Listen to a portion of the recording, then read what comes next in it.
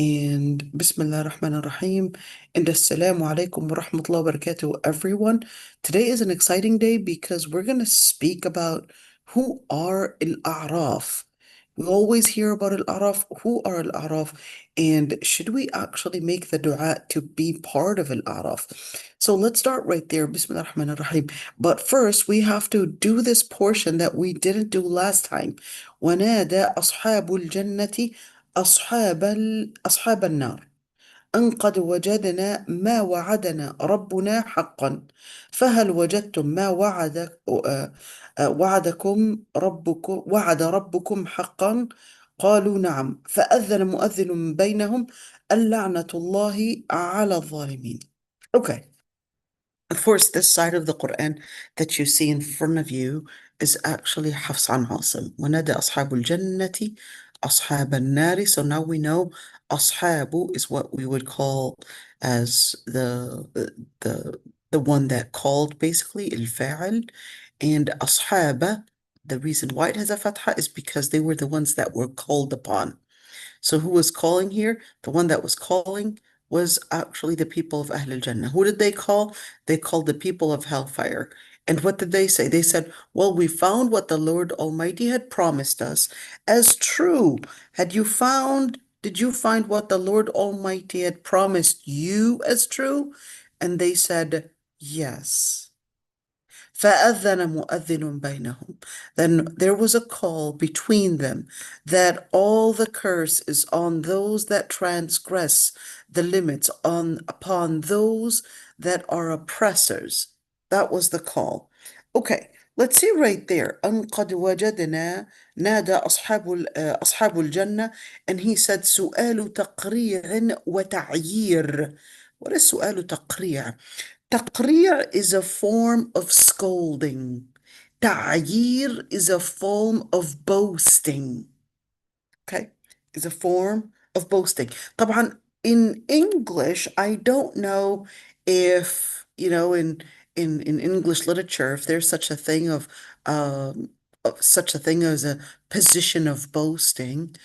So I'll just use that form to translate it, at least in Arabic. So do tell me if you're specialized in English literature, if you know of anything like that in English literature. But in Arabic literature, that's a question of taqriya. Taqriya would be something that you can be condescending, and you could also be belittling someone else. That could also be taqriya, and it could also be a form of scolding someone. Okay. But are they necessarily boasting, scolding, or what exactly are they doing when the people of Ahl al-Jannah, they call onto the people of hellfire? Like, how do they call them? Is it face to face, but there's a distance between them. You want to keep in mind that in Jannah and in Yawm al-Qiyamah, your definition of distance, your definition of weight, your definition of the different, perhaps maybe something solid, something liquid, something gas, all of these different things that we know in physics, in our life, in our dunya, is not the same in Jannah. Even biology changes. So just keep that one in mind. The rules of biology, laws of physics, laws of chemistry, whatever it is, all of those things, they completely change. Okay. Same thing if we are to talk about, well, how do they call them? Like, how does this distance happen? Is in fact, I would say, especially during our time, this is something that we're capable of doing. Right now, I'm in Malaysia, and you're all each in a different country. And here we go. We're actually speaking to each other as if we're sitting next to each other. In fact, my children are right next door, and they probably can't even hear what I'm saying. All right, even though they're always in the same room listening to the lecture, but that's a different story. Okay. But of course, if during our times we're able to, I guess, process and understand and fathom how this works. But during the time of the Prophet ﷺ, the Sahaba didn't question, well, how did they call them? What was the mean? because that wasn't a necessary question. And that's one thing that we always have to keep in mind is that sometimes you just have to recognize that the circumstances are different. The circumstances, the laws that control the whole dynamic are completely different. Therefore, whether you're speaking about biology, well, what does it mean that I'm going to be okay with my husband having all these hur and me being so okay with it? How am I not going to be jealous?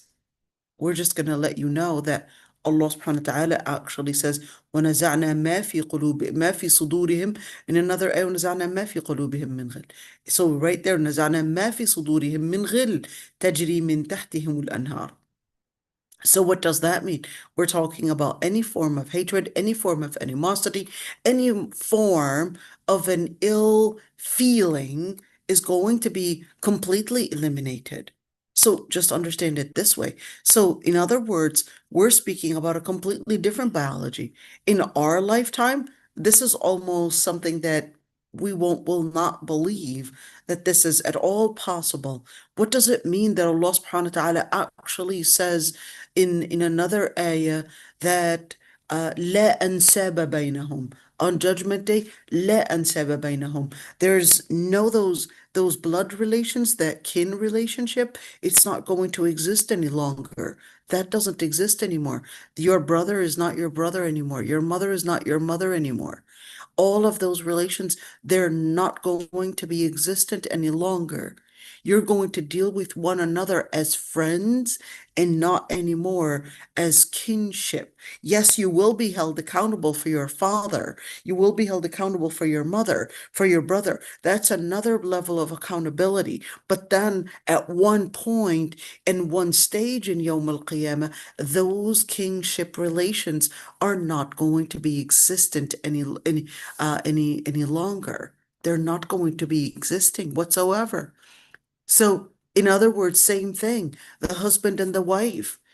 At one point in marriage, certainly she was supposed to obey you in your relationship. But once, for example, that relationship is over, that's it. There's no obedience. There's no responsibility between both of you. So now we recognize that there's at one point where all of this just completely fades away, and then we have a completely different biological creation that is not having the same rules as dunya. Same thing if we're talking about distances, like, or let me stay within biology. When Allah subhanahu wa ta'ala basically lets us know that the Prophet in the hadith lets us know that on Judgment Day, that Allah subhanahu wa ta'ala will bring death in the shape of a ram. A ram, a big goat, ram. And then he says, O people of Ahl al-Jannah, do you recognize this? And calls on to the people of Ahl al-Nar, do you recognize this? And then lets them know that this is death right there. And here it is, we're slaughtering death. How does that even make sense? How does it make sense that now we're slaughtering death, therefore there is no death? How do you bring death in a shape or in a form of a human being? Well, certainly we know in in a form of an animal. Certainly we know that in Surah Al-Mulk that Allah subhanahu wa ta'ala says تبارك الذي بيده الملك وهو على كل شيء قدير الذي خلق الموت والحياة ليبلوكم. Now lets us know that death was actually a creature and not what we had always thought as a certain moment in life or a certain time lapse. Lets us know that he was actually a creature. You thought that this was some kind of a place in time or a transition of something, but the Prophet ﷺ lets you know he's actually a creature.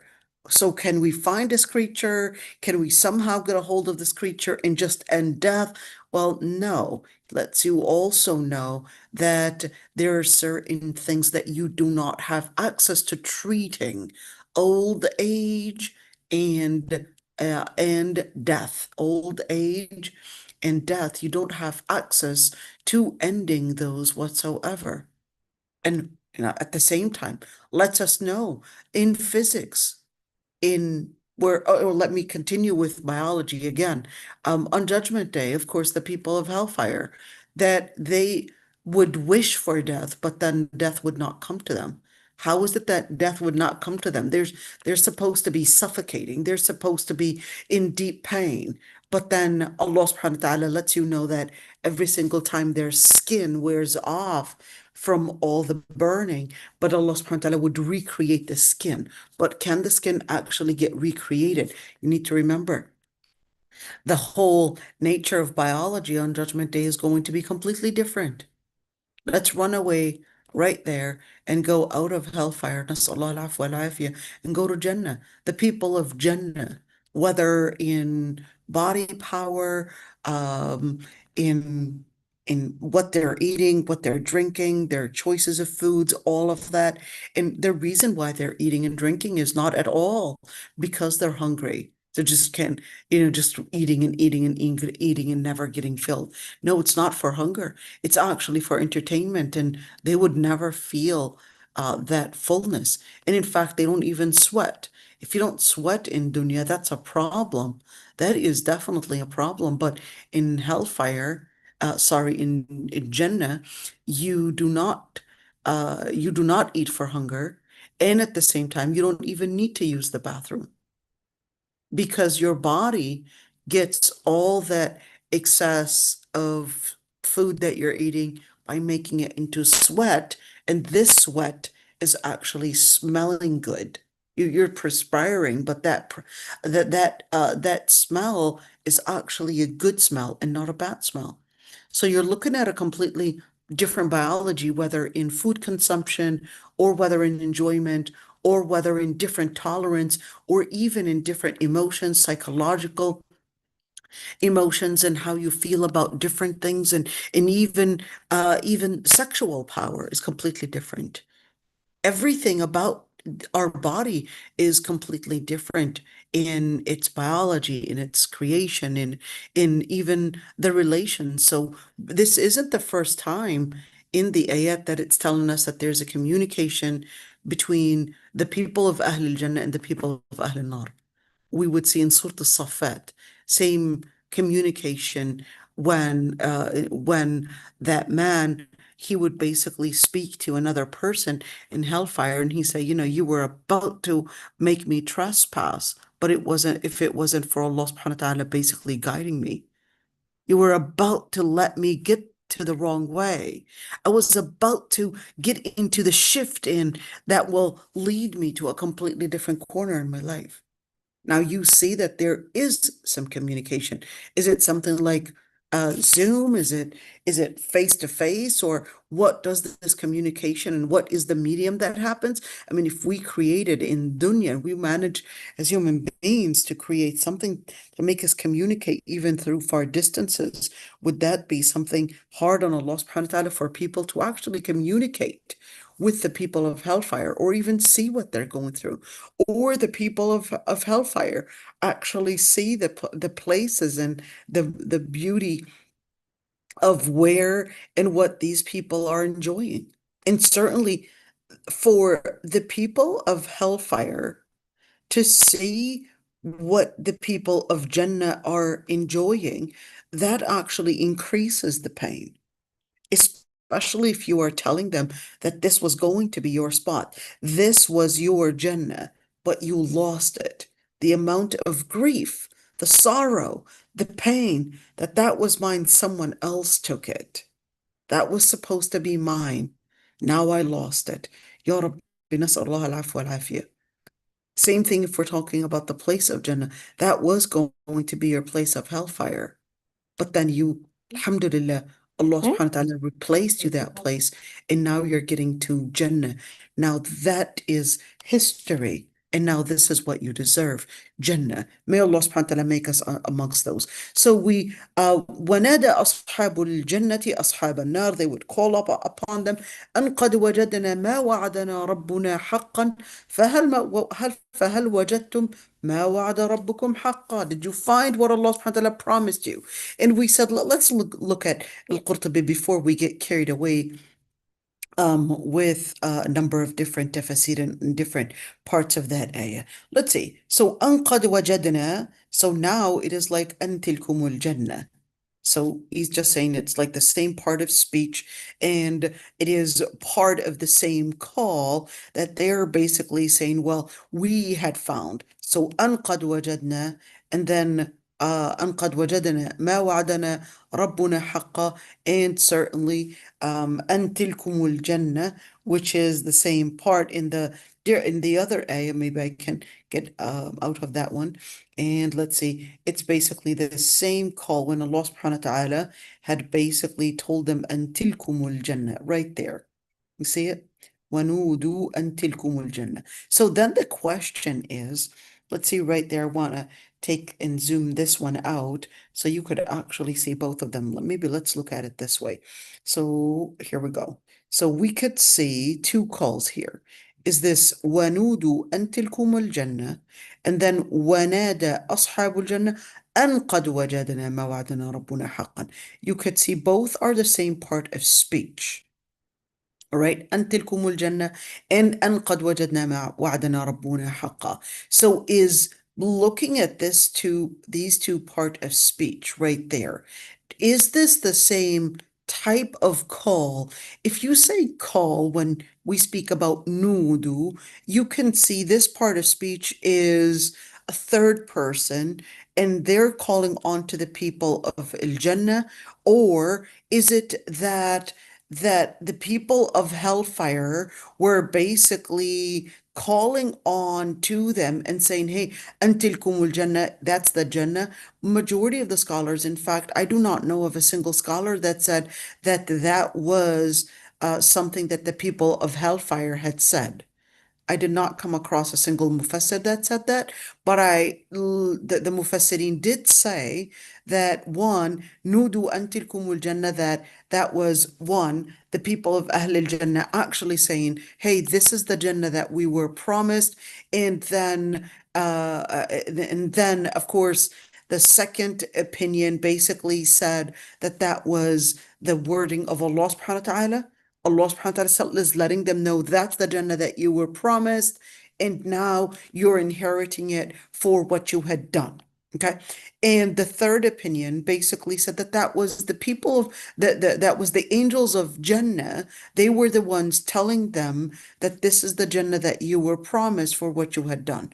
So can it be can it all be true? In other words, the that Allah subhanahu wa ta'ala was telling them this is the Jannah, and then the Malaika would repeat the same thing, and then the people of Jannah would also repeat it as something that Alhamdulillah, just like we would say, we would say Alhamdulillah alladhi hadana lihada, or Alhamdulillah that Allah subhanahu wa ta'ala given us guidance, and we would be quoting, for example, an ayah. And we would know that Jibreel alayhi salam was the one that basically delivered the ayah to the Prophet sallam, and then Allah subhanahu wa ta'ala was the original one to basically say this wording in the Quran. So is it possible that one ayah or one statement could be said by all three or even more? The answer is yes. But of course, we're just going to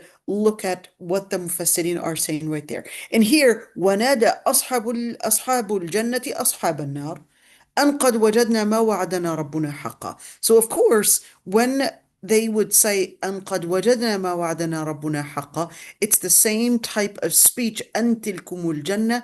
In other words, it is making an announcement. So when you see here, nada ashabul jannah, what is a nida? And when you say nada, what does that even mean to make a nida? A nida is usually coming in with a yeah. That's usually how it is, but not always like that. In other words, oh, and you're calling on to somebody. It doesn't always have to come preceded with a yeah. Okay.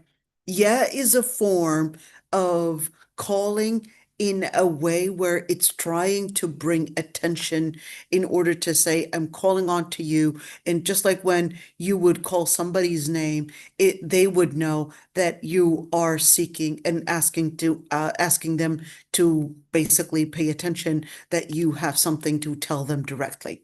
Okay, so that's the same thing. That this is in nida. Did they call on ashab al-jannah, or well, they wouldn't say ashab al-jannah, but would they call people of hellfire, or did they call a specific name? And how did this happen? But at the end, is this lisanul hal or is this lisanul maqal? And of course, if we are to say lisanul hal, we're talking about then the situation is speaking on its own. But if we say lisanul maqal, we're actually saying something that is oral, something that is verbal, something that literally had taken place, and there was a communication. So if we are to look at the ayat, فَهَلْ وَجَدْتُم مَّا وَعَدَ رَبُّكُمْ حَقًّا قَالُوا نَعَمْ. This is to let us know that this was a lisanul maqal and not lisanul hal. Lisanul maqal meaning they verbally had this type of communication, or they literally will have this communication since it didn't happen. But Allah subhanahu wa ta'ala makes it as the past tense. Why would Allah subhanahu wa ta'ala make it as a past tense? Because Allah subhanahu wa ta'ala Allah subhanahu wa ta'ala makes it as a past tense to let us know that this is something that is one, affirmed and inevitable to happen. That's number one. Number two, that Allah subhanahu wa ta'ala is basically beyond time. So time to Allah subhanahu wa ta'ala is basically the same thing as past and future. So letting us know that this is inevitable to happen, and now you take it as right there as something just like أتى أمر الله فلا تستعجلوه. Wait a minute. So أتى أمر الله, it already happened. فلا تستعجلوه, and you're asking us not to expedite it. So wait a minute. Did it come or not come? This is in English, this would be an oxymoron. This would be an incoherent sentence in English. But in Arabic, it is not an incoherent sentence. In Lugha Arabiya, this isn't because Lugha Arabiya is a language full of contradictions. Absolutely not. But its eloquence is much higher. Its eloquence is much higher. Its literature is completely different. So when you say Ata Amrullah, it's basically letting you know that time to Allah subhanahu wa ta'ala is different than your calculation of time. Your calculation of time is basically based on something happening and you reaching that point in order, and then it becoming history for you to consider it as basically past. But to Allah subhanahu wa ta'ala, He is beyond time. So He said, Ata Amrullah, the Lord of the order, the decree, the ordain of what Allah subhanahu wa ta'ala had basically set out as there is a time where it would be considered as a time of history had already come, and that there's no question about it. And this is a matter that Allah subhanahu wa ta'ala had let us know that there is no delay. It's an appointed time, that there is no change of opinion. It will happen. And in fact, He put it in a part of speech of past tense, Ata Amrullah, therefore it had come to let you know that it's exactly like if I were to say your death time had already been ordained. Imagine as if it is nothing but an arrow that was already hit. It already hit in order to touch you to death. But the only time that you're really thinking of is really until that target or until that arrow just gets to you. But it was already basically triggered. It was already sent out to hit you. But it's just the time lapse to reach you. That's all that you're waiting for. In other words, when you say Ata Amrullah, it's the same thing. That Allah subhanahu wa ta'ala had already set out, that judgment day had already basically begun to being close. That judgment day had already begun to unfold. It's just a matter of a short period of time in the calculation of Allah subhanahu wa ta'ala. Same thing if we are talking about right there, أَن قَدْ وَجَدْنَا مَا وَعَدْنَا رَبُّنَا حَقًّا. Why is it past? And now again to the second part of the question, أَن قَدْ وَجَدْنَا مَا وَعَدْنَا رَبُّنَا حَقًّا. Is this communication, direct communication, or is this لسان الحال لسان المقال. We just said لسان المقال, meaning it's their own verbal communication, because they said قالوا نعم. They said, yes, we found it. Why didn't they say بلى? And why say nam? So they said nam because this is right there in Lugha Arabiya. The only time that you would say bala is when someone is asking the question in a form of negation. I know in English that, oh, maybe we can use it. Hold on. In English, I would say, um, uh, didn't you tell me that, didn't I see you on the day of X or Y and Z? And you're like, yeah, sure, of course. That was that part of speech that would, the response would be in a form of asserted or asserting the form of a response. So if you're giving me that type of a response that is confirming, that would be in a, or bala, that would be in the situation where, didn't I see this? It's basically in the state of nafi in Lugha Arabiya. And then in Lugha Arabiya, when they would say, did you find it? They would say, yes. But let's look at this one. فَهَلْ وَجَدْتُم مَّا وَعَدَ رَبُّكُمْ حَقًّا. But question, when it says أَذَّنَ مُؤَذِّنٌ بَيْنَهُم, did we actually get there yet? نادى, so now this is nida, and then here we go. فَأَذَّنَ مُؤَذِّنٌ بَيْنَهُم. That someone made the adhan. What is al-adhan? Al-adhan actually means to inform. Adhina, to inform or to give permission. Okay, to inform or to give permission. So when you say أذن مؤذن بينهم, who made the adhan? Is it an angel? Or is it a human being, another person from the people of Jannah? Or is it someone from Al-A'raf? Who was making this adhan? فأذن مؤذن بينهم اللعنة الله على الظالمين. That's what we want to get to al-Qurtubi, to see the different opinions between scholars. Okay, let's see. أذن مؤذن بينهم. So it was basically a call of someone making an announcement.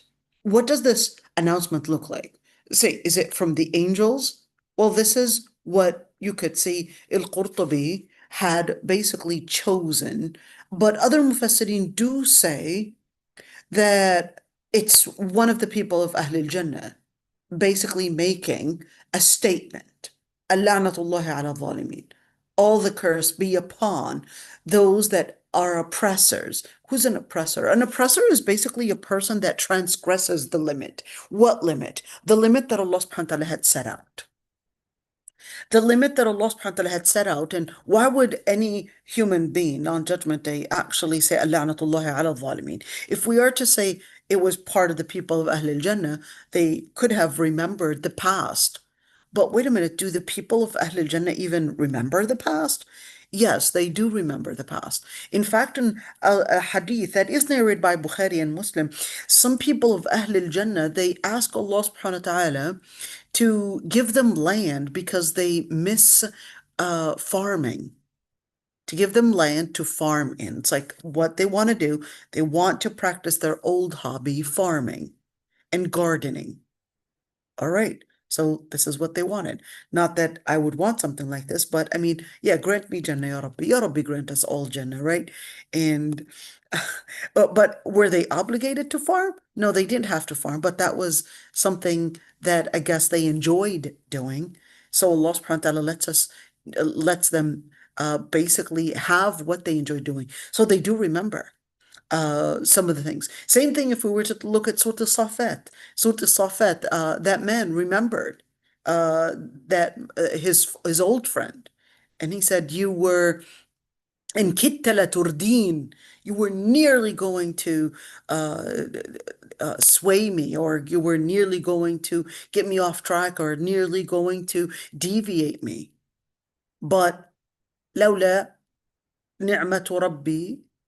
And of course, if it wasn't by the blessings of Allah subhanahu wa ta'ala, and that was that that ayah that lets us know that it was the blessing of Allah subhanahu wa ta'ala there, that you're able to join the class, that you're able to be part of those that are listening to the dhikr and those that are part of those that are finding hidayah. You could have probably been somewhere else right now, or just basically just not doing anything, but just laying back and just living your own day-to-day dunya.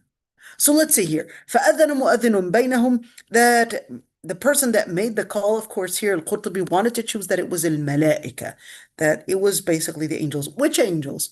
But what were the angels doing anyways? So there are angels that would be in al-Jannah, basically doing the different services. But are they the ones to give the water and the food and all of that? No, those aren't the angels, but those would be other creatures that Allah subhanahu wa ta'ala يطوف عليهم ولدان مخلد بأكواب وأباريق وكأس من معين. So those would be different wildan. Those would be different children or different creatures that would basically be the ones responsible for giving services. They're not people of Ahl Dunya, all right? They would be created just for these services, not malaika. Malaika would be doing something else, either guarding Jannah, guarding hellfire, or probably even doing probably the announcements or just different positions, all right, but not the ones to give those services. Let's see. And of course, when we say بينهم, أذن مؤذن بينهم.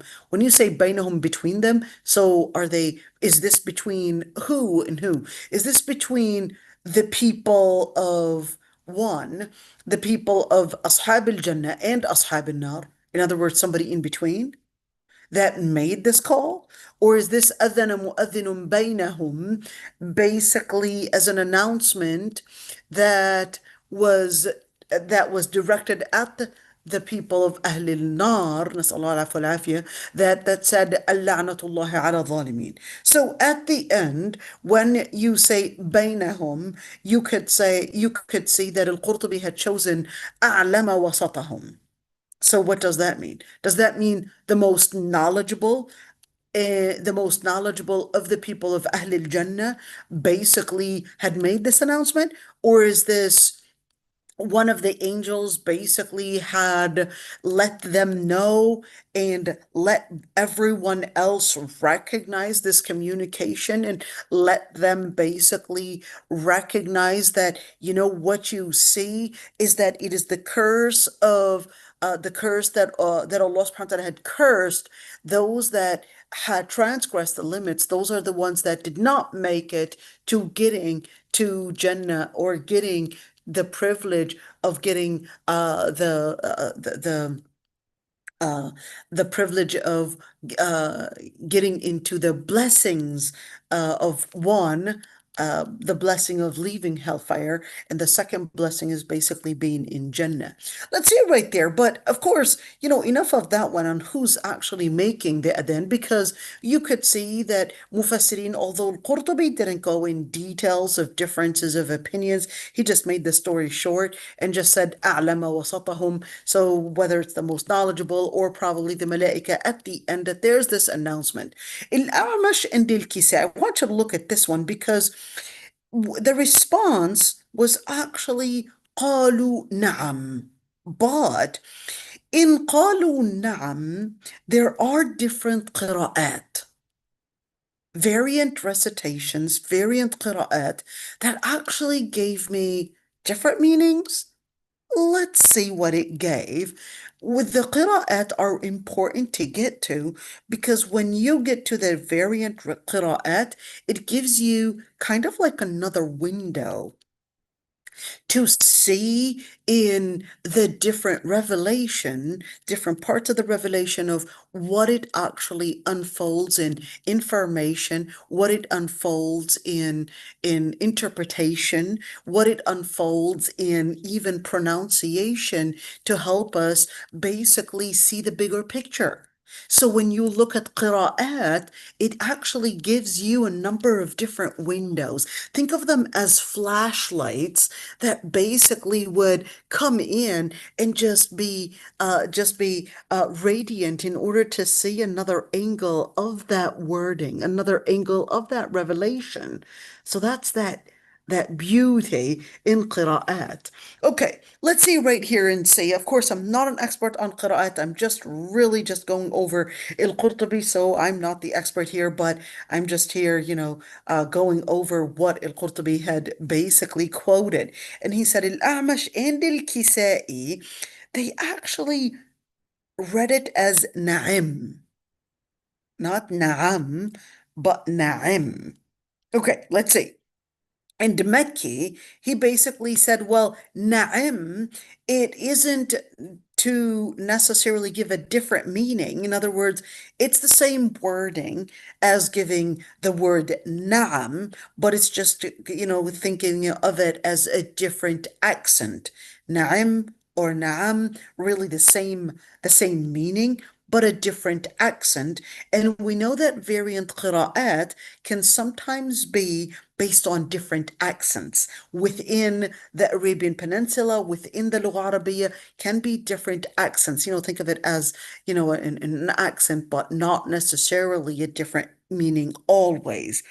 And certainly, other scholars actually said the reason to why they would say na'im and not na'am in that particular variant accent is because the word na'am is also another word, so it's more of like an idiom to actually mean camel, cow, or cattle, and sheep.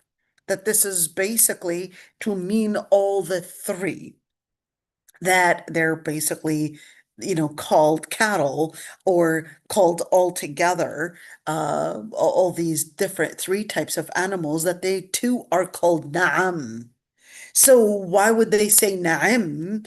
They said na'im in the form of responding to something, just so that the listener would not confuse our response. So they would use in that accent to say na'im and not na'am, as in order to explain the answer, that it's giving me an affirmation to the question, and not necessarily speaking about, a random thing that is probably talking about the cattle, the sheep, and the camels. And of course, it was narrated. Let's look at this one. روي عن عمر. This one's rather odd a little bit. Let's read it. So it was narrated upon Umar. Who's Umar? Umar ibn al-Khattab, that he hated that, and found it, I guess we can call it, found it strange that the response would be yes or na'am. Not that the response would be yes, but that the response would be na'am and not na'im. And he considered that it was more appropriate to say na'im, not na'am. But is that necessarily true? I mean, you could see number one, Al-Qurtubi said ruwiya, giving it a passive voice to tell us that it is not necessarily authentic. But then still, the scholars that actually went over this book, they did a really good job, and they actually said the following. I want you to look at this one. وذكر هذه القصة أيضا ابن عطية and السمين في الدر المصون. And look at the response. Samin actually said. Samin basically has الدر المصون. This one it's another tafsir. It's not that huge. It's almost in 10 volumes, if I remember correctly. All right. And Ibn Atiyah as well actually mentioned the story. Ibn Atiyah, just a note, Ibn Atiyah is a scholar from Al-Andalus. He's a 4th century scholar. Ibn Atiyah, in his book Al-Muharrar al-Wajiz, it is actually one of the most important books of tafsir. It's a huge book. It's almost in 20 volumes. It's a huge book. All right. And Ibn Atiyah uses his tafsir by going over the narration. So he doesn't just say tafsir and just to, no, he is really keen on combining two things, لغة عربية in the narration. So just like الطبري, and at the same time, you can think of it as, الألوسي, روح المعاني, or you can think of it as a Zamakhshari, really keen on لغة عربية. Okay, let's see. السمين actually said, ولم نرى العرب يعرفون ما رووه عن عمر ونراه مولدا. What are you trying to say? He said, and we don't actually know al-Arab knowing what Umar ibn al-Khattab had, I guess, was not comfortable with. And he said, narahu muwallada, meaning that we see this as something that was induced, either in the narration or later on, that they were probably in certain tribes, perhaps maybe they had used this term or they had used this word, but not necessarily something that all the Arab had seen, that the word na'am was at all as something that is obnoxious. He said it's not obnoxious. It's something that the Arab will say na'am as a response to something, and they knew very well that in the part of speech, that just by saying na'am, that I'm not talking about camel or cattle, because you just asked me a question. So by the context, I would know that you're giving me a na'am, not telling me about cattle and camel and cows. But this is actually talking about a response to your question, that yes. And he said, and that's why he basically said, هذا طعن في المتواتر فلا يقبل. That this is the qira'ah of na'am, which is the qira'ah that basically said قالوا نعم. We know that this was mutawatir. What is mutawatir? Mutawatir basically means a group of Sahaba narrating with, of course, we know that the Sahaba are udul, meaning that they're all credible narrators, that they passed it on to a number of credible narrators from it-tabi'in, and that they passed it on to another credible number of narrators and another credible number of narrators until it got to us today. We, between us and the Prophet ﷺ today, if we are to talk about a number of credible narrators, just like we would have credible narrators, we would have the highest or the shortest number of credible narrators between us and the Prophet ﷺ would be approximately 30. This is the shortest chain of narration between us and the Prophet ﷺ. So when you look at, when we say mutawatir, so he said, well, this is actually going to contradict, that what is going to contradict, we're talking about the narration that Umar ibn al-Khattab had said, or at least it was attributed to Umar ibn al-Khattab, that he disliked the answer as na'am and said it should be na'im. And of course, Isamin said, well, wait a minute. In other words, we have all these numbers of credible narrators from the Sahaba and then from the Tabi'in and from the Tabi'in, all of them, they actually had narrated that there is a credible narration for a qira'ah that basically said qalu na'am. So we're not going to cancel out this qira'ah with qalu na'am, because we have a narration that we don't actually have its chain of narration. And even if we had its chain of narration, we have another stronger chain of narration that is considered mutawatir, that is considered as a group of credible narrations upon a group of credible narrations that let us know that qalu na'am is a credible narration and is a credible revelation that was sent onto the Prophet ﷺ. And at the end, look at this one. And he said, وَنَعَمْ وَنَعِمْ لُغَةً. What does that mean? In other words, that both, they're actually credible accents in Lugha Arabiya, na'am and na'im, which basically means the same thing in affirming and certainly giving us a confirmation to a certain response. All right. So at the end, whether you're saying na'am or whether you're saying na'im, that it's basically giving me the same response in confirming that yes, We did get what Allah subhanahu wa ta'ala had sent us. We did get what Allah subhanahu wa ta'ala had basically informed us of what will happen.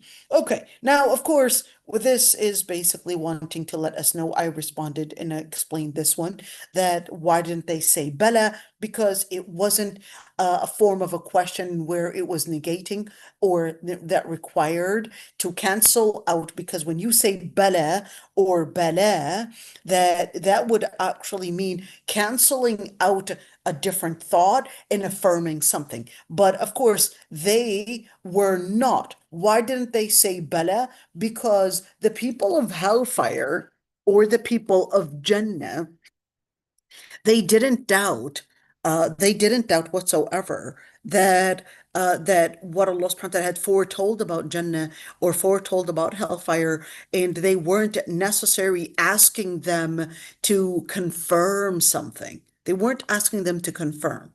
They were asking as a form of a su'al ta'yir. They weren't asking them to see, is it true? Did it actually happen? Did the people of hellfire also get what Allah subhanahu wa ta'ala promised them? They weren't looking for confirmation. They already had known the response. But this is a form of asking them as a way to boast about their position in Jannah. All right. This is about boasting. This isn't at all about making some form of an interrogative clause and asking them, hey, did you get it? They're not interrogating here because they already know the response. So, of course, let's continue. It's exactly like, Alastu bi rabbikum qalu bala. Am I not your Lord? And of course, that would be alastu bi rabbikum. That would be the part of speech that would require wala, sorry, bala, because alastu bi rabbikum, that would be the form of a question that is seeking a form of letting them recognize that, well, alastu, this is that question, alastu bi rabbikum qalu bala, this is the form of question, am I not your Lord? Yes, you are. This is the question where it's that part of speech. What do they call it? Well, it's basically that nafi, or that form of question where, just like when we had said, "Did I not see you yesterday?" And then they would say, "Yes," basically to confirm. Rhetorical. Rhetorical, yeah, perhaps rhetorical. Mm, maybe rhetorical, but rhetorical in English would have a different meaning than in Arabic somewhat, because in Lugha Arabiya, when you actually do that nafi بصيغة النفي, you're you're doing two things. You're canceling out a different thought and you're affirming a new thought. That's the nafi in Lugha Arabiya. That's why bala carries out two meanings. One is basically canceling out and affirming a new meaning. Just like when we say bala, it's canceling out a question that you were not sure of or you were skeptical about, and it's affirming a new answer. So when you say alastu bi rabbikum qalu bala, in other words, right there, they're canceling out that there was any doubt that Allah subhanahu wa ta'ala is not their Lord, and they're affirming with complete certainty that Allah subhanahu wa ta'ala is their Lord.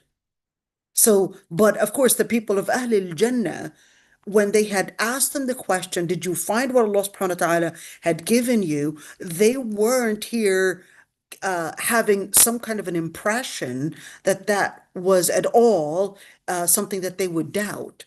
So they didn't need to cancel any. The people of hellfire, they didn't need to, they recognized that the people of Jannah, they didn't have any type of doubt. So the people of hellfire, they knew that they weren't doubting whatsoever. So therefore, the word rhetorical, perhaps in English literature, is a little slightly different than Arabic, because in Lugha Arabiya, it's very intricate. Lugha Arabiya is extremely intricate and it's extremely detailed. Let's see the other قراءة. قرأ البزي وابن عامر وحمزة والكسائي. Another قراءة. أن لعنة. Not اللعنة. Let's see right there with قراءة حفص بن عاصم. حفص بن عاصم, wait a minute, I want you to see. So the book that we have, let's see right there, I want to show it to you. Okay, and let's see right there. اللعنة, look at this one. I want you to look at this one. All right, let's see, let's make it bigger, right? Here we go. You don't have a shadda on it. All right, this is قراءة حفص عن عاصم. All right, but the other قراءة أن لعنة. So what's the difference between أن and أن لعنة? Okay, the difference is number one, if you were to say أن لعنة الله على الظالمين, this is more of an informative clause. Informative clause. If you were to say أن لعنة الله على الظالمين, this is an affirmating, this is a clause of putting affirmation. Okay? So أن لعنة الله على الظالمين would be to give an affirmation to something. And that's why when you look at أن, that would be that word, أن, would to say, well, I'm here affirming something. What are you affirming? Affirming that the curse of Allah subhanahu wa ta'ala would be upon the zalimin.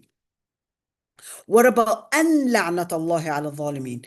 أن لعنة الله على الظالمين, this is more of an informative clause of how basically it is unfolding in lisanul hal, in the situation that these people are upon those that basically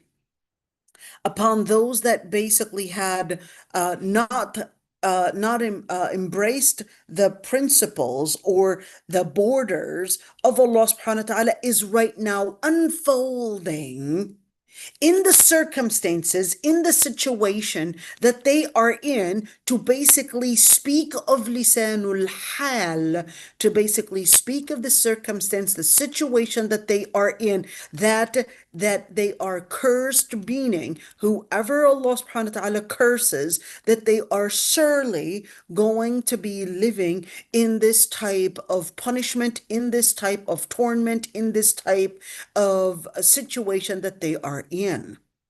So now we're looking at, if we were to say أن لعنة الله على الظالمين, that would basically be giving me an affirmation. That would be lisanul maqal. That would be something that they had said, that affirming that the curse of the Lord Almighty is upon thee, upon those that transgress the limit, upon those that were oppressors, etc. But al-la'natullahi ala zalimin would be explaining the situation and would be giving me an informative clause. Okay, let's continue right there. It was also recited upon al-A'mash, Inna la'natallahi. Here's another qira'ah. So, Anna la'natallahi, Inna la'natallahi, and An la'natullahi. All right, look at that. Three qira'at. Anna la'natallahi, Inna la'natallahi, and An la'natullahi. An la'natullahi. Okay, so is there a difference between this one and this one? For anna la'nat Allah, that would be exactly what we had said, that type of affirmation. And inna la'nat Allah, that would carry in one, an affirmation and at the same time an informative. So it would be carrying out two things, informative and affirmation. Al-Arabiya is so beautiful. Okay, let's continue right there. فناداه الملائكة. Well, it's exactly like he said. Okay, let's skip this one. Or you know what? Let me see. Why did I فناداه الملائكة وهو قائم يصلي في المحراب إن الله فناداه الملائكة, that the malaika called upon him. I thought it was فنادته الملائكة. So let's see what he said. He said, well, there are actually different قراءات to this one. Hamza and al-Kisai, they basically read it as فناداه or فناداه. they who. Okay, here we go. الملائكة وهو قائم يصلي. The other قراءات read it as فنادته, which is the قراءة that we have. حفص عن عاصم is فنادته الملائكة وهو قائم يصلي في المحراب.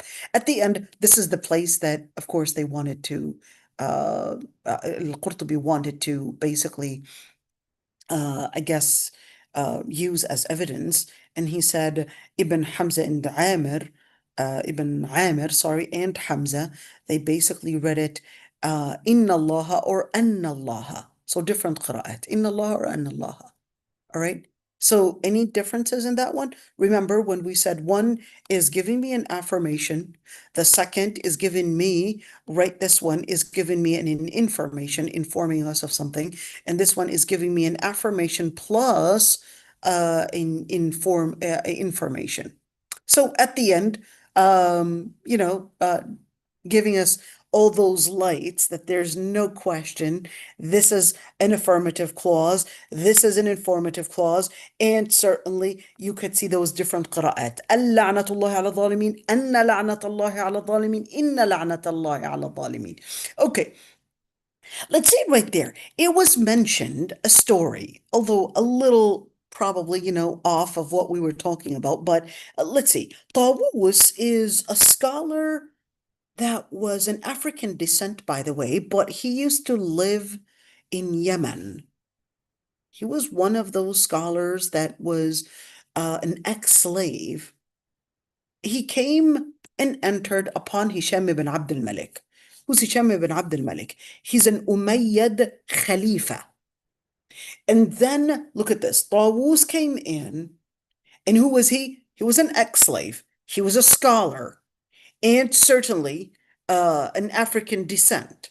Because in Islam, of course, even if you're an African descent, does not make you at all of any less whatsoever. It is so sad that, just on a side, it is so sad that yesterday I was talking to some women, Sudani women that are living in Malaysia, and they told me that some teachers were actually calling them monkey face and all of that. I was extremely appalled, to be honest. Extremely appalled. In a Muslim country, to actually find such racism. Children would speak it and they would tell you what happened.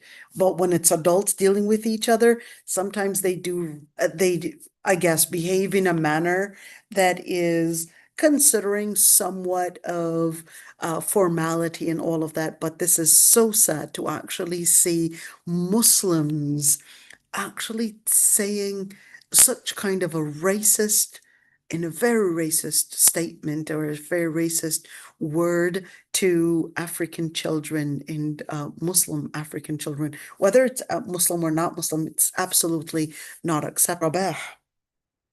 When Abu Dharr al-Ghifari, he said, oh, the son of a black woman, the Prophet ﷺ got so furious and he said, racism when I'm still amongst you. Jahiliyyah. Called it Jahiliyyah wa ana bayna dhahranikum. Jahiliyyah when I'm still amongst you. This is, why did he call it Jahiliyyah? Because this is nothing, that has nothing to do with Islam whatsoever. Go ahead, dear. Someone was saying something. Allah al-Musta'an. But very sad to say it. Okay, so Tawus enters and على Hisham ibn Abd al-Malik. Hisham ibn Abd al-Malik was the Khalifa. And what does Tawus say? Tawus says, اتق الله واحذر يوم الأذان. He said, have taqwa and be cautious of the day of al-Adhan. But Hisham ibn Abd al-Malik, he said, and what is Yawm al-Adhan? What are you talking about? And he said, Allah subhanahu wa ta'ala says, فَأَذَّنَ مُؤَذِّنٌ بَيْنَهُمْ اللَّعْنَةُ اللَّهِ عَلَى الظَّالِمِينَ. That there was this call amongst the people between, of course, Ashab al-Jannah and Ashab al-Nar. And he said, لَعْنَةُ اللَّهِ عَلَى الظَّالِمِينَ. That the curse of the Lord Almighty be upon those that would be the transgressors. What happened to Hisham ibn Abd al-Malik? فَصَعِقَ. Sa'iq, meaning that just by hearing this word or this statement or this ayah being recited to him and this warning coming at him, he basically fell unconscious right on the spot because it just occurred to him as if it was the first time. How did I not know this? How did I all of a sudden, me, when I'm the Khalifa, actually forget that there is a day when there is going to be this announcement made and everyone would hear it. So then Tawus basically made the comment on that, and he said, هذا ذل الصفة فكيف ذل المعاينة. What is ذل الصفة? Like you had fell unconscious just by you hearing the description. How is it if you were to see this with your own eyes? You're right now feeling so humiliated to recognize that this is beyond imagination just by description. How would it be if we were to actually see this?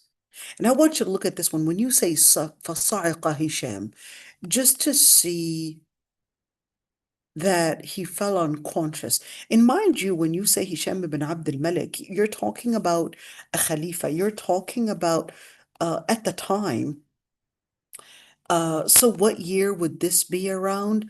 This would be around perhaps 92 Hijriya, because the Khilafah al-Umayyah was between 41 Hijriya until 132 Hijriya. That's the Khilafah Umayyah. And then we had the Khilafah Abbasiyah, and that was between 132 Hijriya to 656 Hijriya. And then the Mamalik, well, later came, Ayyubid and Mamalik, and then all those until 932 Hijriya, 932 or 23. When was Ma'rakat Marj Dabiq? Was that 923 or 932? Check it out and tell me.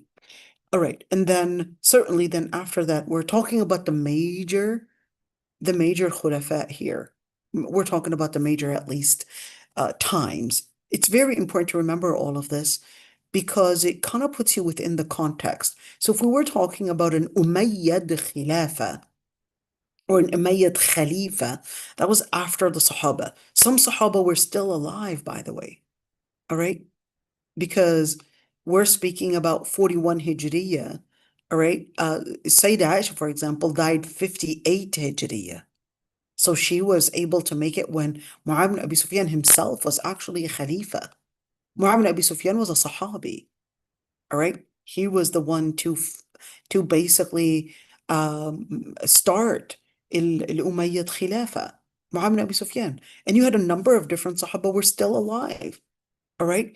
All right. So when you look at Tawus, letting us know that that Hisham ibn Abd al-Malik, who his great-grandfather was a Sahabi, they still had that area of tarbiyah. Great-grandfather was a Sahabi. Great-great-grandfather was a Sahabi. All right. So they still had that tarbiyah that still traced back all the way to just a couple generations from the Prophet ﷺ. So the changes were not plenty. And that's why you would see the relationship between the Khulafa at the time. There's no question that al-Khilafah al-Umayyah is better than the Khilafah Abbasiyah. There's no question. No question, because they are closer to the generation of Sahaba. And you would say still, you could say that the way he reacted and actually fell unconscious at that moment when this ayah was recited to him, that's to let us know of how deep it struck him, how much of it, that striking moment that when he recited this ayah, it just occurred to him as if it was for the first time that he had recited this ayah. For sure, he had memorized the Quran because he was the son of a Khalifa, and his father, his grandfather, was a Khalifa. Of course, it was like a monarchy. The Khilafah al-Umayyah was like a monarchy. So, of course, if he was a son of a Khalifa and his whole family was, Khulafa and all of that, then for sure, they had special teachers, special tutors, and special training and all of that. So he for sure memorized all the Quran because he was, hey, the son of a Khalifa himself. But, does that mean we have to also fall unconscious to be at that level of Iman? Not necessarily. No, we're not saying that.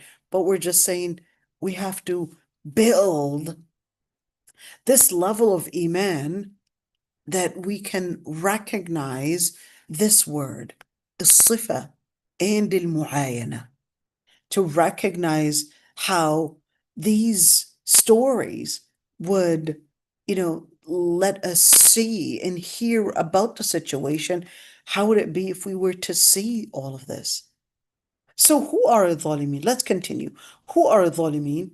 And then that's the ayah that would say الذين يصدون عن سبيل الله. So when you look at الذين is usually those that. So when you look at those that, in other words, it's giving me the detailed prescription. Okay, what do you mean by ظالمين? Who are those that basically would be under the curse of Allah subhanahu wa ta'ala? Why would they be under that curse? And what does that mean? So he said, الذين يصدون عن سبيل الله. Those that يصدون عن سبيل الله, those that would basically act as obstacles or barriers from the path of Allah subhanahu wa ta'ala. What does that mean? Like, what is the word صد? يصدون عن سبيل الله. So what does that even look like? When you look at the word صد, which is this word right there, صد can mean two things. It can mean as a barrier, and it can also mean to act as one that would push people away.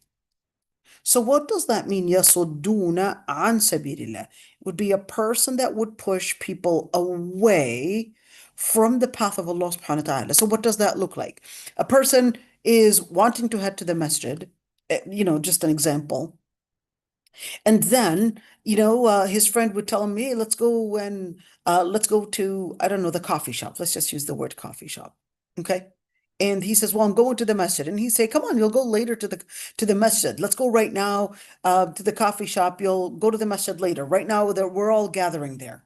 That's yasudduna an sabilillah. Another example. The sister is basically wanting to put her hijab on right and all of that. And the sisters, the other friend is basically telling her that, with this type of hijab, she looks like an old lady. That's yasudduna an sabilillah.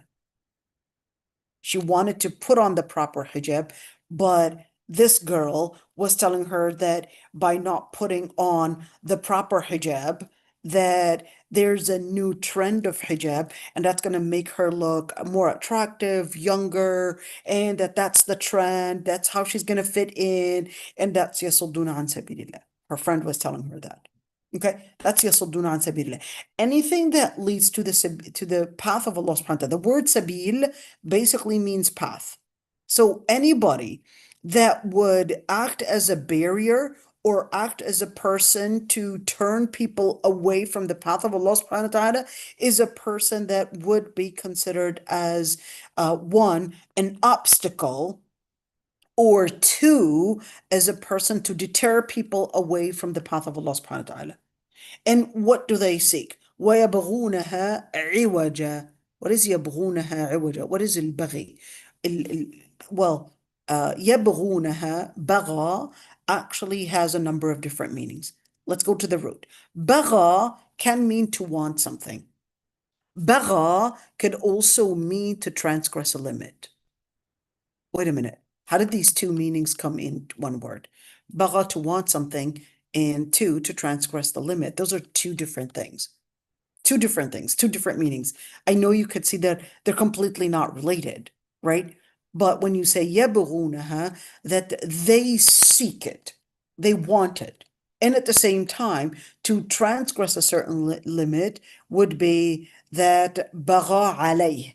That's when there is that compound with the word ala coming with bagha, that's when you would know that this person seeked another limit.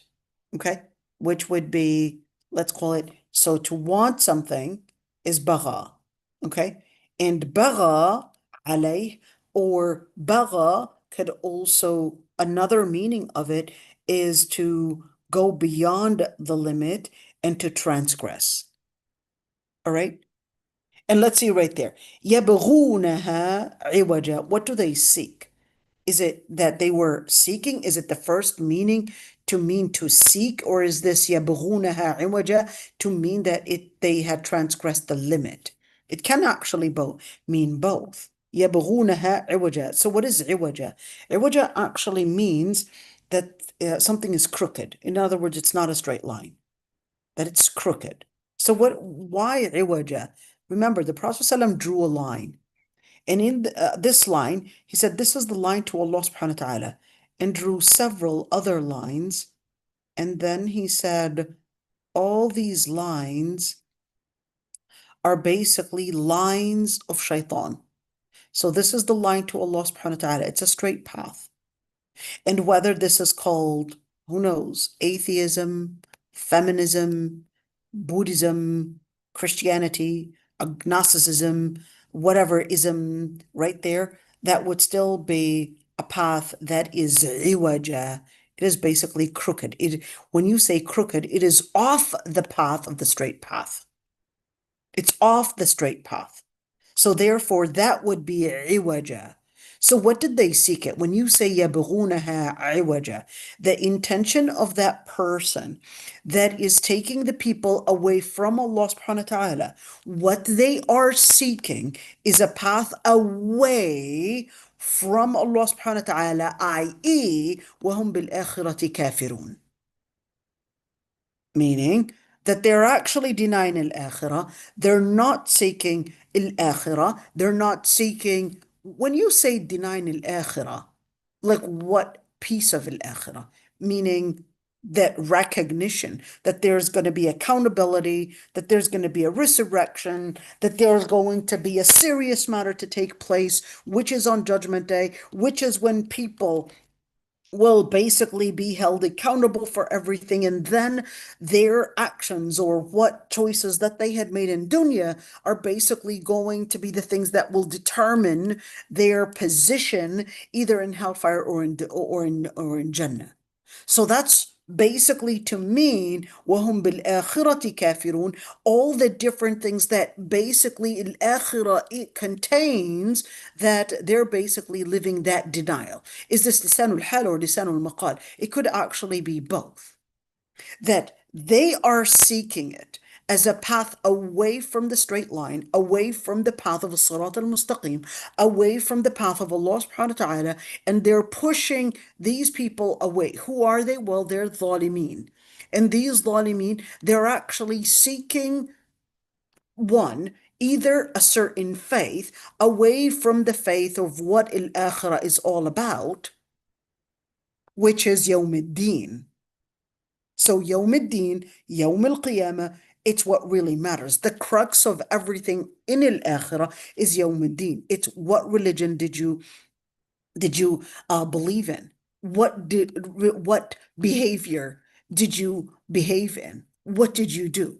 Therefore, all of this would be in one wording, which is Yawm al-Akhirah. So if this person is denying al-Akhirah, that means their behavior was certainly acting based on living dunya and in denial of akhirah, and therefore they basically had right now behaved in this type of behavior that they were pushing people away from what? Away from this situation that أن قد وجدنا ما وعدنا ربنا حقا.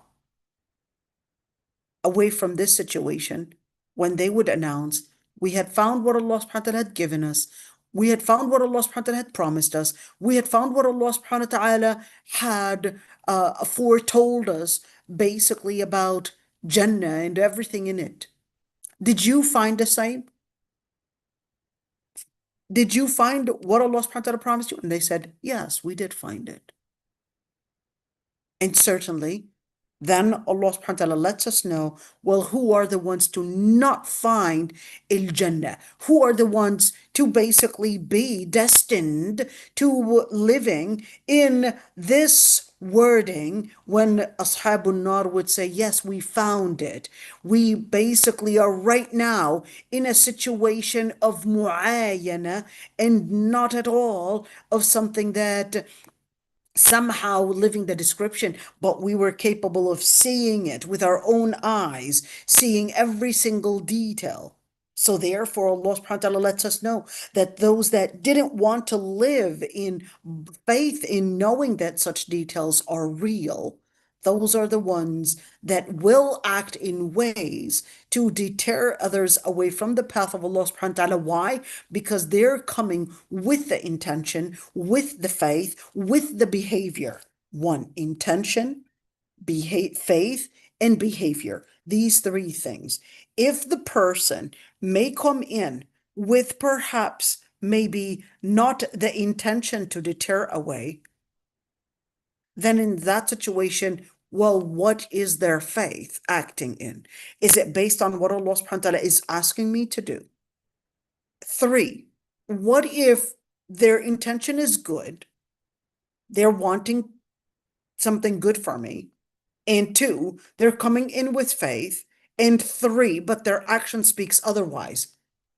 Then that still is يبغونها عوجا. In order to actually have your action accepted, you have to have these three things aligned in a straight line: intention, faith, and action. If one goes off, your intention, you have good faith, but your intention gone wrong, and your action is good, that let's put it in a straight line. So hold on, let me do it right there. So you got faith, you've got intention, and you've got right there faith, and you also have right there action.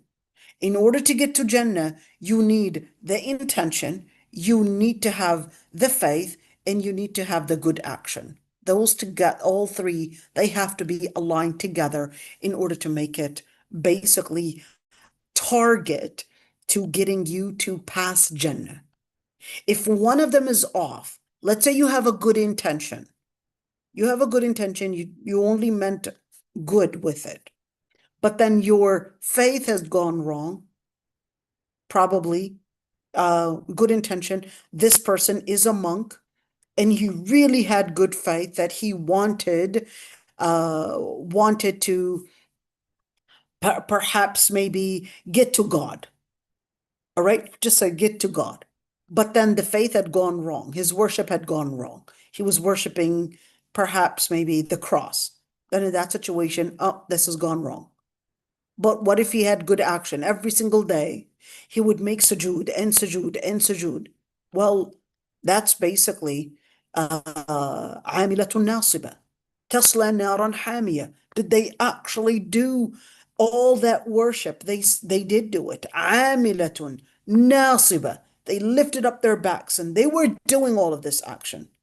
And they were عاملة. Did they do it? Yes. ناصبة. Did they raise their backs up for prayer? Yes, they did. But تصلى نارا حامية. But they would be going to hellfire. Why? Because their faith had gone wrong. Let's do it differently. They've got the faith, they've got the intention, they've got the faith, but the behavior had gone wrong. What does that even look like? Their intention to basically, I don't know, I always give this one, give this example. So this person is really sad about the situation of the ummah. Is he really sad? Yes, the situation is really sad. And then what? And because he's so sad about the situation, he basically went into a depression, a state of depression. His faith was so strong that he just wanted the best for the ummah. So what does he do? Because he wanted to remove the depression that he was in, he basically went and did the wrong behavior. He started drinking. Yes, salam. Behavior gone completely wrong, seriously. And is that going to lead him at all to the right act, to the right situation? Absolutely not. This is behavior gone wrong. All right. So in order to get to Jannah, Sirat al-Mustaqim, you need three things. Okay, let's see. وَهُمْ بِالْآخِرَةِ. And one thing is when we speak about friendship, all right, you want to make sure if we were to look at this ayah right there, maybe we should make it bigger right there. Let's look at this. In order for you to make a friend, you need to make sure that one, that they are not يَصُدُّونَ عَن سَبِيلِ اللَّهِ. They're not taking you away from the path of Allah subhanahu wa ta'ala. Number two, that their intention is not that it would be crooked away from the path of Allah subhanahu wa ta'ala. Three, that they would be believing in Allah subhanahu wa ta'ala. Okay, let's do this. We're right here. So in other words, what would a bad friend look like? Why would I speak about a bad friend? Because in order for to know what a good friend is, you need to know what a bad friend looks like. In order to know what faith is, you need to know what kufr is. That's what Allah subhanahu wa ta'ala would even demonstrate in the Quran. He would let you know what kufr looks like in order for you to recognize what iman looks like. So let's see, a person that is a bad friend, يَصُدُّونَ عَن سَبِيلِ اللَّهِ. If they're taking you away from the path of Allah subhanahu wa ta'ala, whether overtly or whether in an indirect way, in an indirect influence, those are يَصُدُّونَ عَن سَبِيلِ اللَّهِ. Get away from these types of people. Let's say, يَبْغُونَهَا عِوَجًا. If their intention or their aqidah or their path or their faith is adopting different ideas or adopting perhaps different ways, then those people are seeking a completely wrong path. Those are seeking completely wrong path. If she's, I don't know, carrying maybe liberal ideas or probably feminist ideas or probably all those perverted ideas and so forth. How do I know if she's carrying these ideas? I don't even know. Well, that's why you need ilm. There's no way to know whether those ideas are perverted, because of course we could see the rhetoric right now, the narratives, the rhetoric, all of those different things, they're circulating on social media, and we're just taking them and we're thinking of it as if it was our own. Right now, it's like your phone is, it's actually connected with your brain, with your heart, with your ruh. And right now, you're really literally being programmed by the different things, these algorithms. That's how it's happening right now. These algorithms on social media are right now programming your vision, programming your heart, programming your vision, programming your ruh, and without you realizing, you are literally right now being, programmed just like a robot. So that's why Allah subhanahu wa ta'ala is letting us know, يَبْغُونَهَا عِوَجًا, that these people are seeking to basically, one, to definitely malfunction your fitra. That's number one. Number two, malfunction your mind from seeing what is true as true. That's number two. And number three, malfunctioning your heart. What do you mean malfunction the heart? Because at the end of the day, is that Allah subhanahu wa ta'ala let us know that there are certain things that process in the heart, and that's when certainly your heart will be exposed to fitan, تعرض الفتن, on the person, on the qalb, exactly the way that you would have these types of mats, and then the heart will either absorb such a fitna or will completely block it from penetrating their heart. What type of a heart are you going to have, or am I going to have? And therefore, when you look at يَبْغُونَهَا عِوَجًا, what is the intention? What is the path that they're embracing?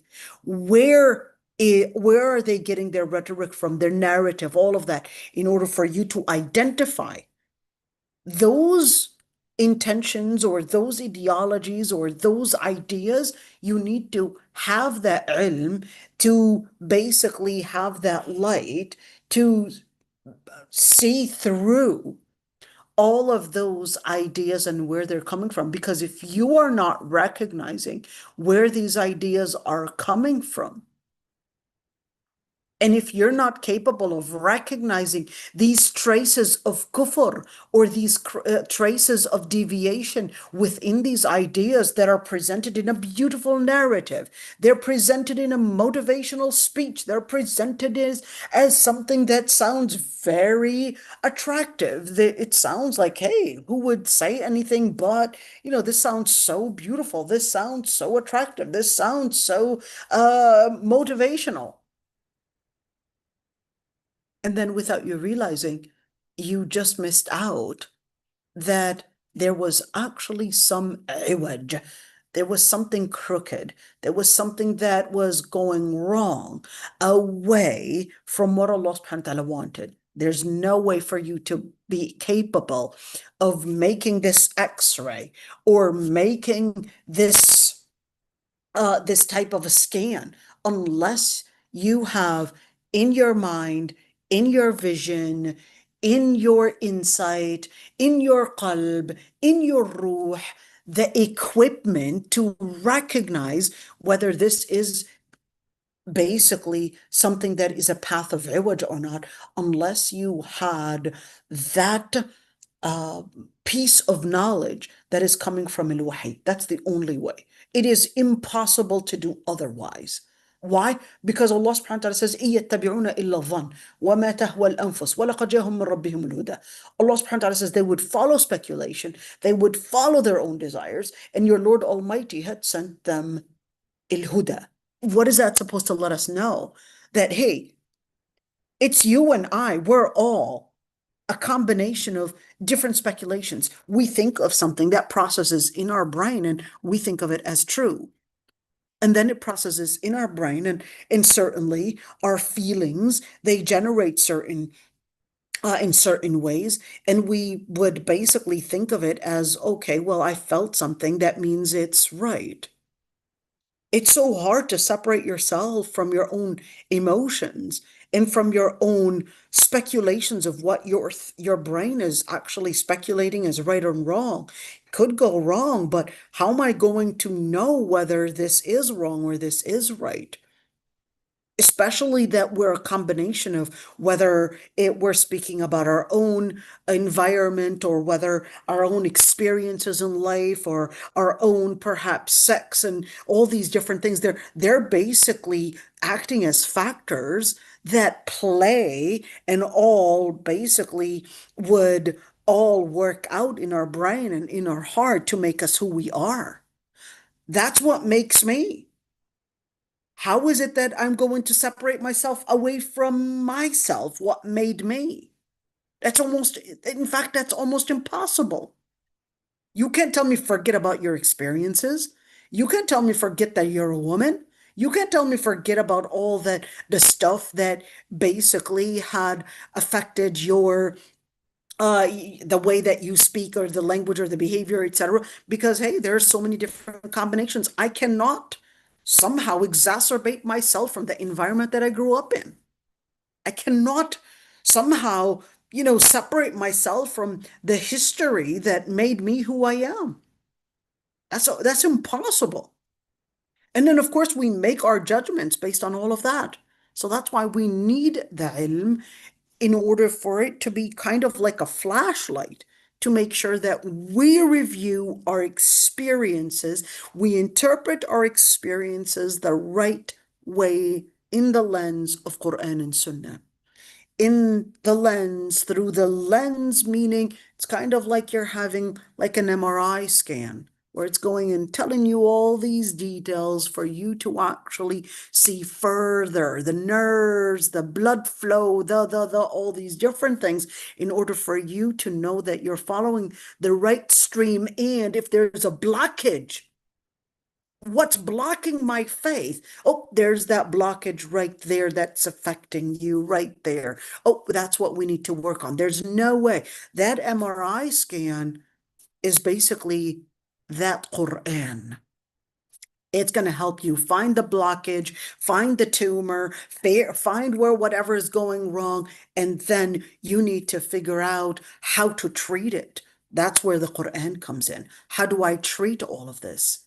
Because it's blocking my faith and probably taking me away from what needs to be in the right trajectory, which is for al-akhirah.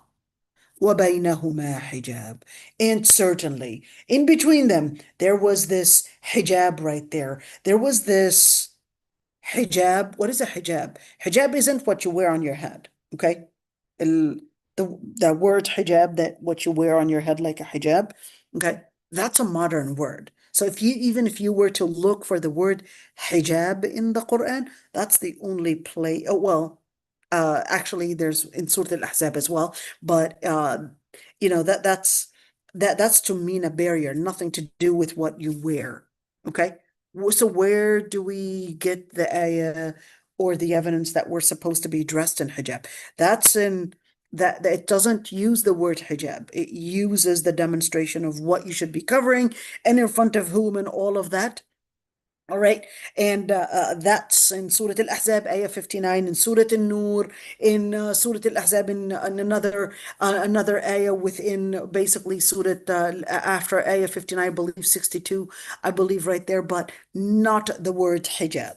Okay, not the word hijab. They're looking for the wrong thing. All right. وَبَيْنَهُمَا hijab. In between them, between who and who? بينهما is going to be the nearest mentioned noun. This pronoun is going to refer to the nearest mentioned, this pronoun is going to refer to the nearest mentioned noun, which is basically أصحاب الجنة and أصحاب النار. Okay, let's see. وبينهما حجاب وعلى الأعراف رجال يعرفون كلا بسيماهم.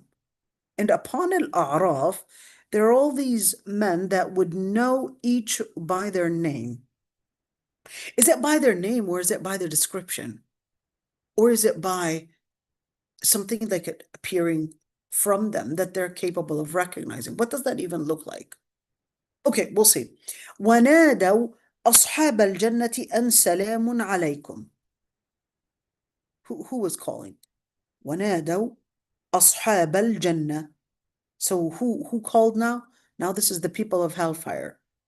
They called أصحاب الجنة, the people of Jannah. And what did they say? أن سلام عليكم. All the peace be upon you. Or is that نادوا? Is that the malaika? ونادوا أصحاب الجنة أن سلام عليكم. Is that the malaika? Or is that al-A'raf? Who's calling here? Or is that al-A'raf that basically called onto the people of Jannah and salamun alaykum? لم يدخلوها وهم يطمعون. They don't enter it yet. And they would be in desire or in hope or wishing to enter it. Okay, let's see right there. That's a lot of discussion to actually talk about right there with al-A'raf. Let's see right there. بينهما حجاب. So is this بينهما, بينهما meaning just like when we said أصحاب الجنة أصحاب النار, or is this بينهما to basically speak about a further basically position بين الجنة والنار, between hellfire and Jannah? Why? Because it was basically mentioned, let's say, that there was going to be a hajiz, that there's going to be this barrier between them. So what the barrier between this hijab is that hajiz. This hijab is basically to mean it's a barrier. What does the barrier look like? It's like a wall. And where did we get that there's a wall? Where did we get that from? We got it from Surah Al-Hadid.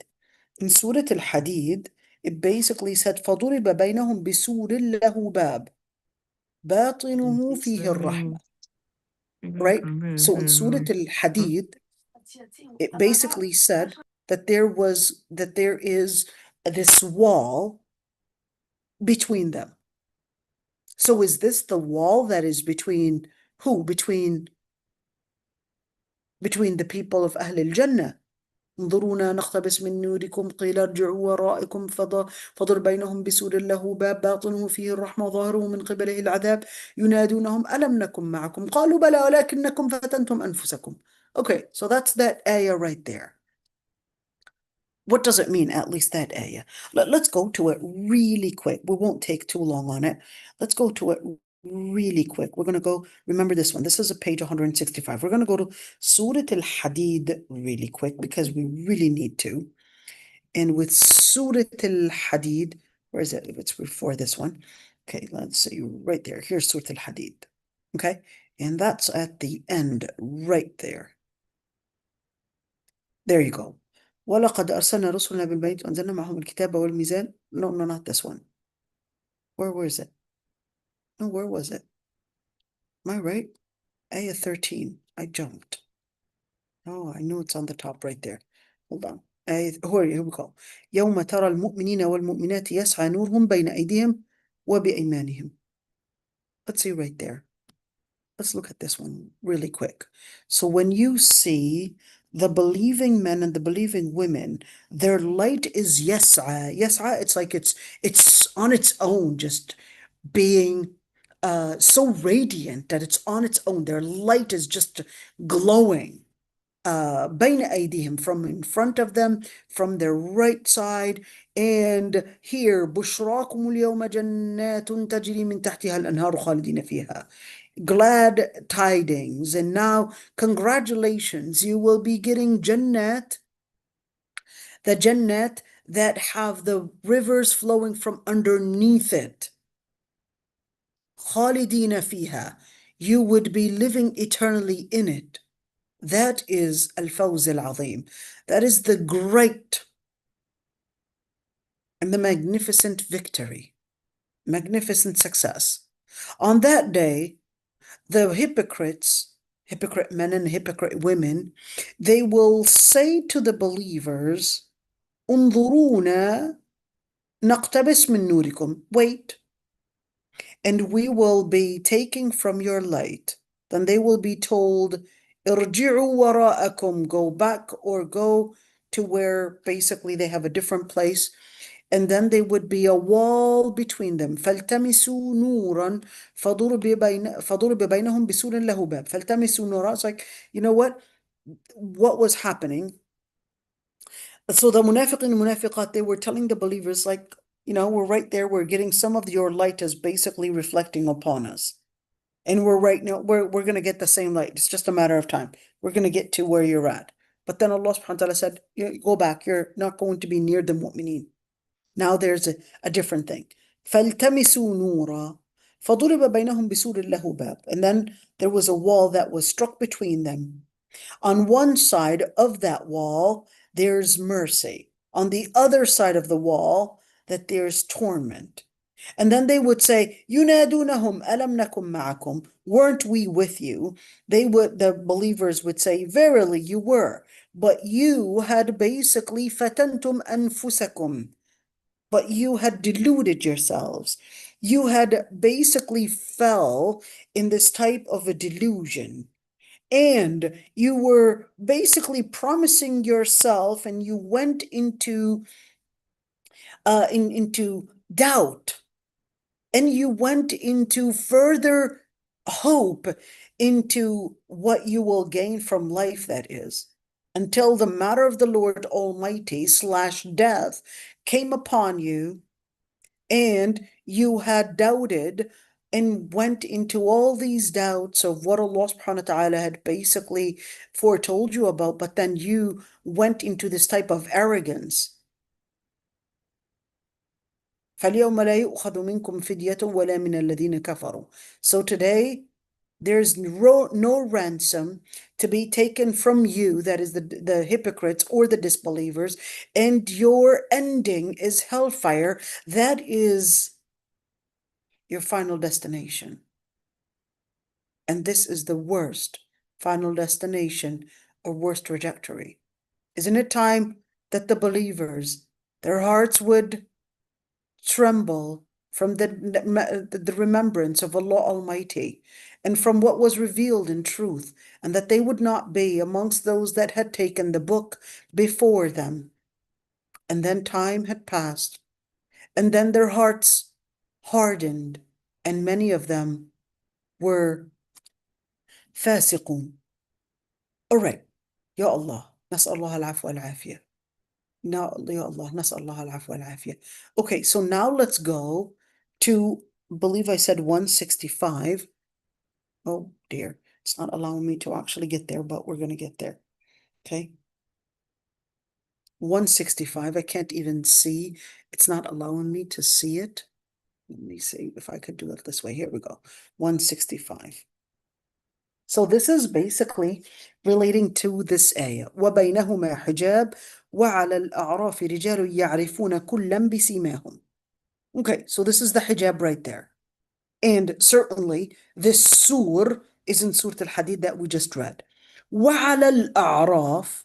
What is al-A'raf? You know, when you look at al-A'raf, there are almost 13 different opinions on who al-A'raf are. So number one is al-A'raf. They said it's basically, the first opinion basically said it's a shurfa. A shurfa is is it like a balcony type of thing? Or is this like a something that at least is higher than the rest of that area? So is it like higher than the rest of the area? Or is it something like urf al-dik? Urf al-dik, I don't know what it's called in English, but you know when the peacock basically has this little, what is it called? Maybe I could show it to you and then you could see it, right? Sorry about the image that appeared right there. That was definitely urf al-dik. Hold on. The raw is not working, but let's see this way. Okay, let's see if, no. Okay, maybe I could do this. Al-dik, and then now have you see it? This little piece right there. So you can see it's a high thing right there. Sorry for the image that appeared earlier. Didn't expect that to actually appear. Okay, and let's see, al-Araf. So that would be like that. In other words, is it a higher place? And what does that look like? Let's see. الأعراف right there روى عبيد الله بن أبي يزيد عن ابن عباس أنه قال الأعراف الشيء المشرف. الشيء المشرف to meaning something that oversees something. So is it overseeing something, or is it a high place of something, or is this something that basically gets to see, you know, kind of when you have a wall, there's one side that probably gets a different view. This wall, on one area, there's a different view. Is that what it is? So let's see here. Yahya ibn Adam, he basically said, I asked al-Kisai on the singular, a singular, basically, what is singular of al-A'raf? If al-A'raf is plural, then what's the singular of that? Well, why did he want to ask that? Because he wanted to know what really is it. So Al-Kisai basically stayed quiet, and then I said, that is, who is that? That's basically Yahya ibn Adam, and that's Abu Zakaria al-Umawi al-Kufi, and he's basically al-Hafid. Okay, died 203 Hijriya. Okay, now we know just a little bit about him. Okay, and he said, he has a narration upon Jabir, that upon Mujahid an Ibn Abbas, that al-A'raf surun lahu urfun ka'urf al-dik, that it's basically a wall that has something similar to the peacock that I showed you, something similar to basically what this would appear looking like. And الأعراف فسور له عرف كعرف الديك. And then he said, yes, والله. And he said, واحده يعني وجماعته أعراف. يا غلام هات القرطاس فكتبه. Okay, so what happened? عن ابن عباس قال الأعراف سور له عرف كعرف الديك. فقال نعم والله. So that was he like asking a question? He said, did he say, well, is this what it looks like? And he said, yes, by Allah. And he said, is this one? And then therefore the plural of it is A'raf. And he said, yes, son. a son, ghulam can mean son, and can mean young boy, young man, and he got basically the tool that he was writing on, and then he wrote it to basically document that this is that urf is the singular of al-A'raf, and that this urf is exactly like you would see on a peacock, something that is higher or something that is different. All right, let's see right there. Is this supposed to mean that this is a praise to these people, that it's a high place, it's something that they get to see what others will not see? Is this something like what the ayah said, رِجَالٌ لَا تُلْهِيهِمْ تِجَارَةٌ وَلَا بَيْعٌ عَنْ ذِكْرِ اللَّهِ? Is it exactly like that one? That Allah subhanahu wa ta'ala praised these men, that no business, no trade would pacify them away from Allah subhanahu wa ta'ala. Okay, so that's that area. Oops, sorry, it doesn't, I don't know what's happening, but oh dear. Okay, here we go. We'll manage to get a control. Sometimes your mouse takes control over everything, but then here we go. All right. And scholars actually had details in explaining who al-A'raf are in 10 different statements. And since it's 12:17 right now, my time, here's what we'll do. We'll say, let's end right here, because we've got 10 different statements on, or 10 different, at least, differences of opinions between scholars on who al-A'raf are. So that's what we're going to be talking about, inshallah, tomorrow. I know I kind of would make it like that 1001 nights, and I keep on, it's like tomorrow, tomorrow, tomorrow, and we keep doing that just to keep you awake, and that way you won't kill me. So yeah, right there. What is that? What is that lady called? Is it Shahrayar, or I don't know what her name is, but the 1100 nights, the legend, so yeah. Anyhow. That way you guys can keep me alive. Tell me what her name is. Oh, the crest. It's called the crest. Okay, that thing on Shahrazad, not Shahrayar. Okay, Shahrazad. Okay. Sorry, I'm not from. I'm not. Forget all these stories, but okay. Let's see. The sister saying, "Love the Arabic dialogue." Oh, Habibti. Actually, I wasn't speaking in Fusha earlier when we were talking with our friends. Okay, I wasn't speaking Fusha. We were speaking in just Shami, or at least the Levant accent. All right, so if there are any questions, I'd love to hear them. You can unmute yourselves. There's no problem with that. And you're definitely live streamed, but you can definitely unmute yourselves. And I'd love to hear your questions if you would, or even your comments, or correct me. That's okay too. I mean, we're all together, supporting one another, supporting one another, in just like you could see, we're all learning together. So if there are any questions, go ahead. You can unmute yourselves if you want.